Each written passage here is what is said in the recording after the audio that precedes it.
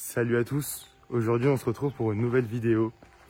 Malheureusement Rémi n'est pas là, mais c'est pas grave, je continue quand même les vidéos sans lui. Aujourd'hui on se retrouve en Turquie pour plusieurs vidéos. Vous avez déjà peut-être vu la vidéo sur cette voiture, elle est disponible sur notre chaîne YouTube, c'était la Ford Tourneo Connect. Mais aujourd'hui on va s'intéresser à cette Hyundai i30.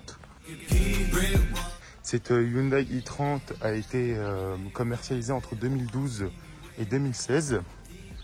En 2014, il y a eu un petit restylage. On est sur cette version.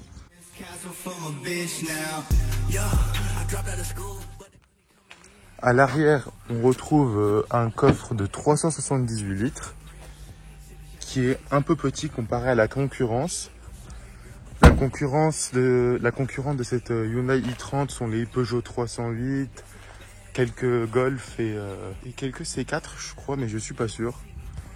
À gauche on retrouve un réservoir de 54 litres, c'est un diesel 1,6 litre de 110 chevaux avec une boîte double embrayage à 7 rapports à l'intérieur. Nous sommes sur une finition, une des finitions les plus haut de gamme avec des grandes jantes. Je ne connais pas la taille. Je pense que ça doit être du 17. À l'avant, on retrouve une signature LED et des feux xénon. C'est une voiture qui a seulement 54 000 km. Mais on dirait qu'elle en a plus. Pourquoi? Parce qu'en Turquie, les voitures, elles restent souvent dehors. Et le soleil, ça tue. Et voilà, après, c'est une version très bien équipée, comme je l'ai dit, avec rétro automatique, toit ouvrant. À l'intérieur, c'est plutôt bien avec des sièges semi-cuir avec du tissu au milieu.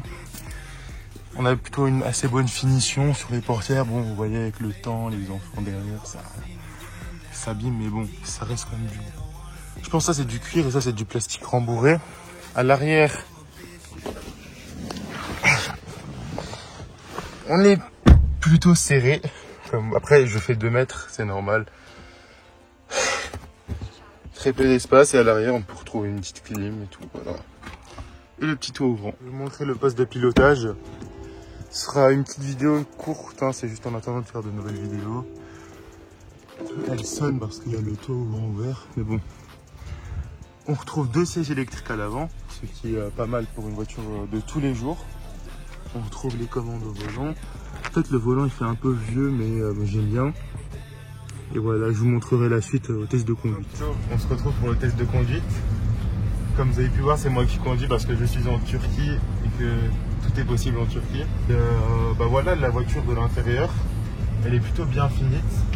Le seul petit bémol, c'est l'écran, je dirais, il n'est pas très beau.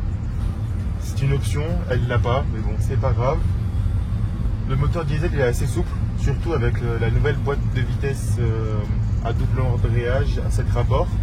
Elle est plutôt pas mal. Attendez, je vais juste m'arrêter, il y a une moto qui arrive. Aujourd'hui c'est ma mère qui filme et c'est pas Rémi. C'est un moteur plutôt discret, qui est très souple, c'est une voiture qui est utilisable pour tous les jours, pour tout faire. Elle est très polyvalente. Le seul petit bémol serait peut-être la boîte de vitesse qui est un peu lente. Mais bon, c'est pas grave, c'est pas une voiture de course, elle a que 110 chevaux. Mais bon, on se retrouve pour le 0 à 100.